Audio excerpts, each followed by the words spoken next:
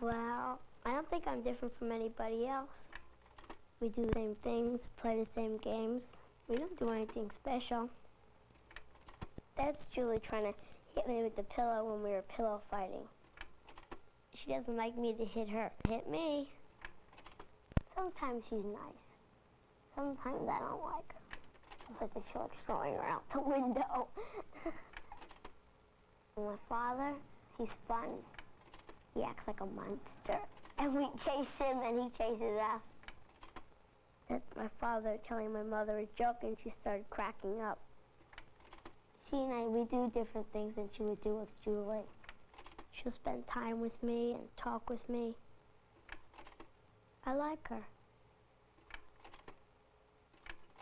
That's my grandmother and I doing Cat's Cradle, and I think we got into some trouble there and we're laughing. When I go to my grandmother's house, she shows me how to do flower arranging.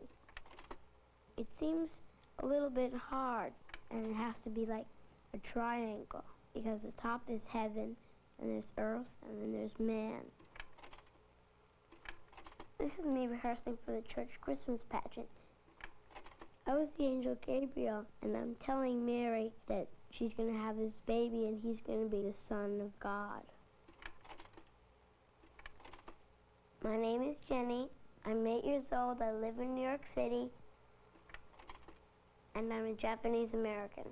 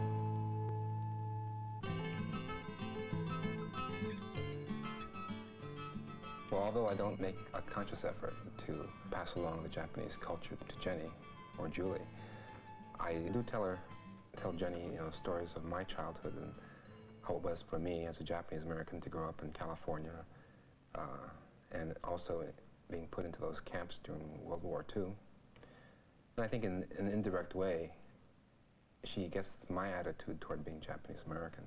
Right after the war, there was such a high degree of negativism towards being Japanese that I just sort of wished I was invisible, I guess, at times, that I hated, being called Jap and names like that.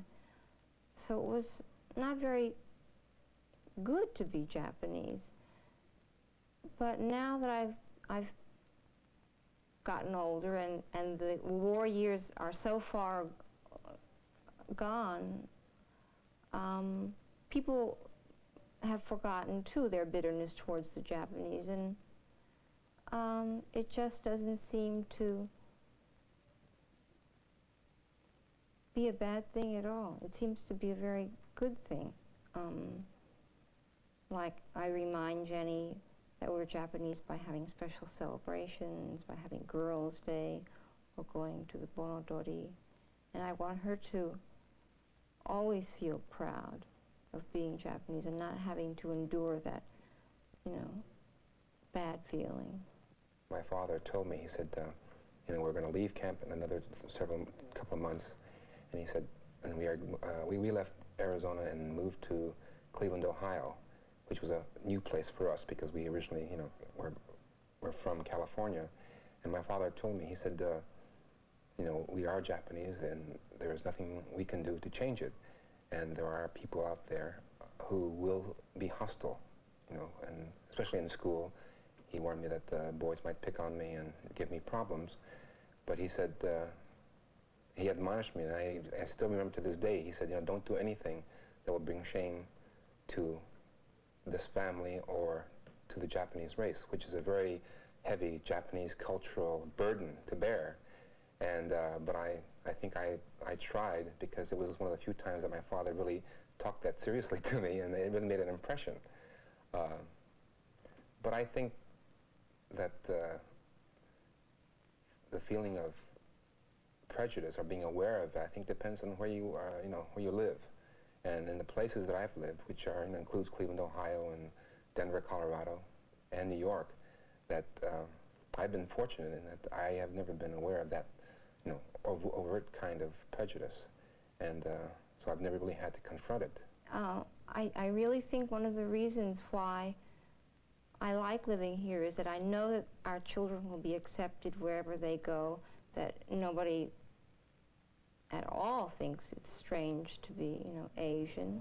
Bluebell, cockle shell, E-V-I-V over. Here comes teacher with a big fat stick. Wonderful. Wonderful. I think it's very important for them to be known as an individual. Living with their peers has a lot to do with it because it's very important that they're in with their own group, that they're not an outsider. But I hope that she will keep much that is good of the Japanese culture, because I think as she grows older, she can understand and appreciate it more. No, that's not making a fan. Grandma, Julie's not making a fan. She's rolling it up. That's not the way you did it, right? Did you know that Grandma learned how to make origami from her mother when she was about your age, Jenny? And then I taught your mother when she was about your age. And when did you teach Auntie Nana? Auntie Nana, I don't think she learned at all because we were in camp and we didn't have any papers like this to work with. So when Mommy was older, she was... Right, when Mommy we had paper. When Mommy was older, we had paper, and then even in New York they didn't have paper just right away. Where did they have it? We used to keep wrapping papers and work with that until they started to send them from Japan. And then now, Jenny, now that Grandma's teaching school, she's teaching it to the children in the class. What do you teach them? I taught them how to make the suru or the crane, and then also we made boxes, and we did a fish once. Oh, I like the fish. They're nice. And they're nice too. They're the big fantail fish. So now when you grow up, you can teach it to your children too.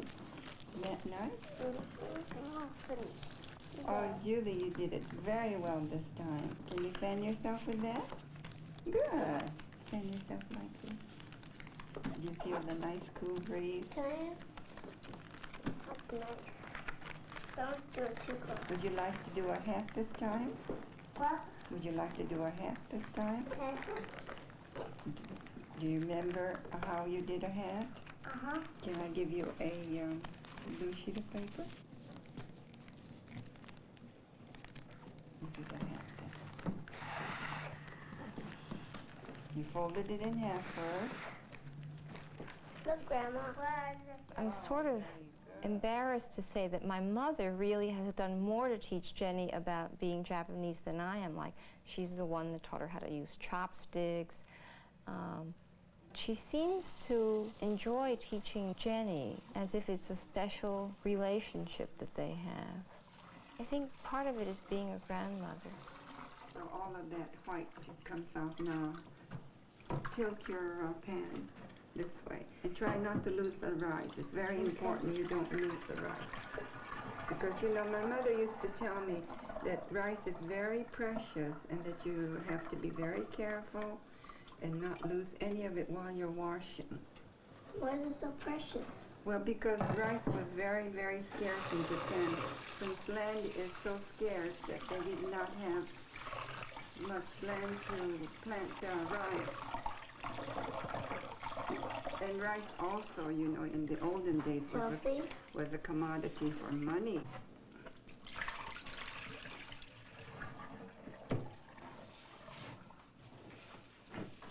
Oops, easy. How many times do you have to wash it? Until all the white is gone. Measure it. And put the water right up to there.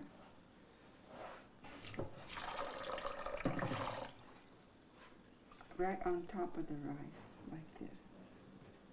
Is it about to there? No, wait. Lord, we give thanks for this day, for our friends. We give thanks for the food on this table. Food is good, right? Right. Families are good, right? Right. Friends are good, right? Right. Everything is okay. Let's eat. Okay. Itadakimasu. Itadakimasu. Okay. Somebody pass me the fish. Would you want the fish? Oh. No. Jenny, you want some fish? A little bit. Yeah, pour some of that salsa on it once you get the fish on there. Okay? Mom? Thank you. Jenny, do you want to go home? Mm-hmm. Please. Well, when the grandchildren visit me, I try to keep it a little more Japanesey. Like I would try to cook more Japanese food, and then I try to introduce one or two Japanese words at a time. Like we would always say itadakimasu before we would eat. And then when they are through saying gochiso-sama, meaning thank you very much, I am filled now. Hey, could you teach her how to hold the chopstick? She wants to try it. You're really getting it, Julie. Very good. What? Just come closer to the dish. Now I'm good at it. Yeah? How old was Jenny when she learned how to use chopsticks? About 3? She learned really early. Well, every time she came over to eat, we ate Japanese food, so she used chopsticks. And I'd poke it into the food like, Gradually she learned. I think it's important to keep my Japanese culture to a degree, but in terms of making very obvious, efforts to expose Jenny to and Julie to the Japanese culture, for me I think it's important, but I really don't do that much, in obvious ways. I think Joyce and Joyce's mother do a lot more in very, practical things in terms of Japanese traditional eating, habits and customs and their celebration of, Japanese holidays.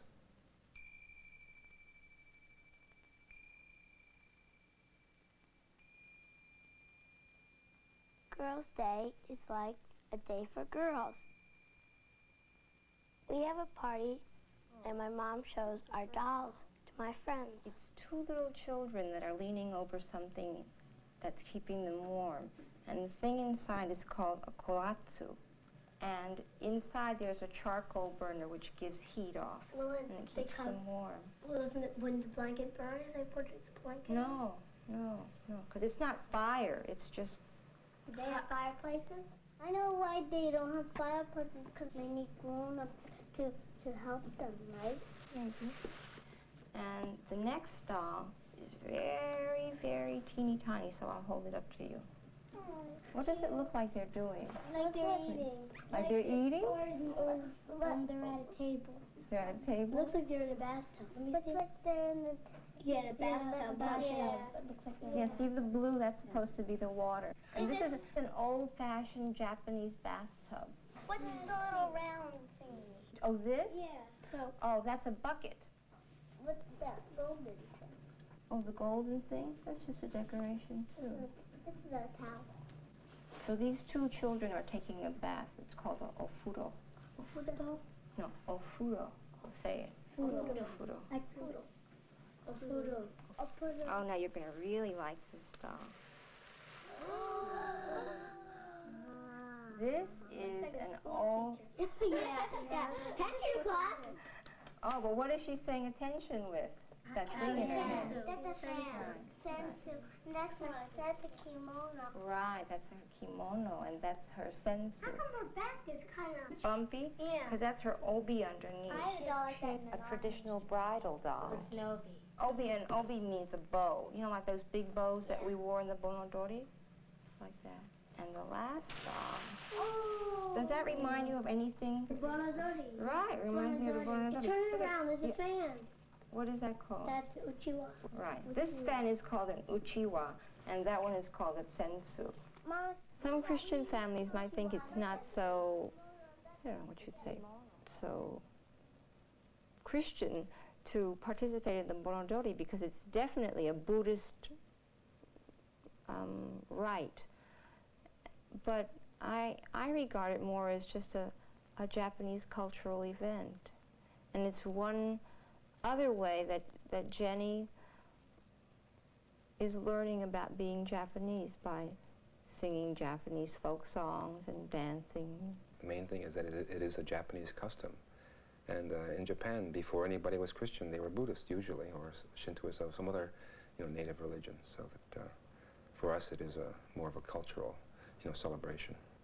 Once a year during the month of July, it's called Obon, and the dead are supposed to return to their earthly homes, and their loved ones and relatives make a great feast and light the way so that they'll not be walking home in the dark or getting lost. And various villages did their different folk dances called odori.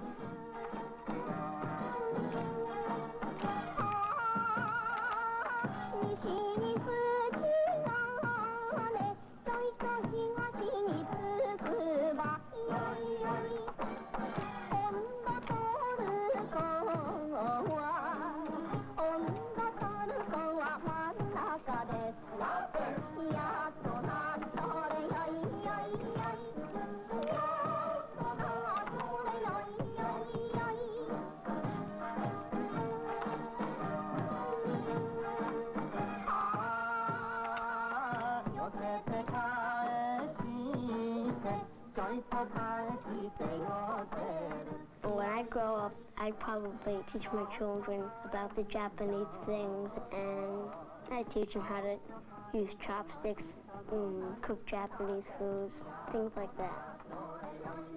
I'm proud of being Japanese. It's nice. I just like it.